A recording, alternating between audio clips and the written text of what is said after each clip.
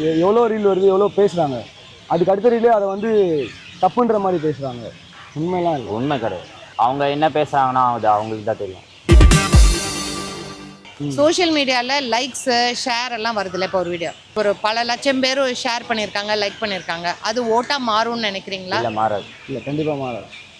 என்னைக்கும் கண்ணால் பார்க்கறதுனால அவங்க எவ்வளோ ரீல் வருது, எவ்வளோ பேசுகிறாங்க.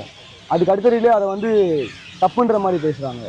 அதனால் அதை வச்சு நம்மளால் டிசிஷன் எடுக்க முடியாது. என்னை பொறுத்த வரைக்கும் அப்படி டிசிஷன் எடுக்க முடியாது. உங்களுக்கு ஒரு வீடியோ பிடிச்சி போய் இல்லை, அதை நீங்கள் ஷேர் பண்ணுவீங்களா? பண்ணியிருக்கீங்களா? கண்டிப்பாக இல்லை. என் ஃப்ரெண்ட் நிறையா பண்ணுவான். நாங்கள் நாங்கள் பார்த்துட்டு நாங்கள் கம்பெனி விட்டுருவோம். ஜோடியா மிஸ் ஆகுறீங்களா நீங்க? சம்டைம்ஸ் ஆனால் ஃப்ரெண்டுக்கு வேணா அனுப்புவாங்க. எதுக்கு ஃப்ரெண்டுக்கு அனுப்புறீங்க? அவனுக்கு ஏதாவது தெரிஞ்சுக்கிறதுக்கு. ஓகே. அப்படி ரீல்ஸ்ல எல்லாம் வருதுல்ல, அதில் மோஸ்ட்லி வந்து உண்மையாக சொல்கிறாங்களா இல்லை சும்மா பூஸ்டப் பண்ணுறதுக்காக சொல்கிறாங்களா? ஜஸ்ட் பூஸ்டப் தான். உண்மையெல்லாம் இல்லை. உண்மை கிடையாது. உண்மை கிடையாது. அவங்கவுங்களுக்கு ஃபேவரட்டிசம் பண்ணிக்கிறாங்க. சோஷியல் மீடியா உண்மை கிடையாதுன்னு நீங்கள் ஃபீல் பண்ணுறீங்க? கண்டிப்பாக. ஆமாம், எல்லாம்.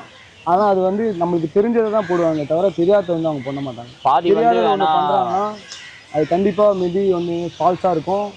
அதை வந்து ப்ரூவ் பண்ணாமல் எதுவும் பண்ண மாட்டாங்க. ஒரு ப்ராப்பரான ஒரு ப்ரூஃபோடு எதுவும் பண்ண மாட்டாங்க. ஜஸ்ட் அவங்க பேசுவாங்க. அவங்களுக்கு அவங்க பக்கம் எவ்வளோ ஈர்க்க முடியுமோ அவ்வளோ ஈர்ப்பாங்க, அவ்வளோதான். அதுக்காக மாட்டாங்க. பாதி வேணா உண்மையாக இருக்கலாம், இல்லை பாதி வேணா பொய்யா இருக்கலாம். அது வந்து நம்ம டிசைட் பண்ண முடியாது. அவங்க என்ன பேசுகிறாங்கன்னா அது அவங்களுக்கு தான் தெரியும்.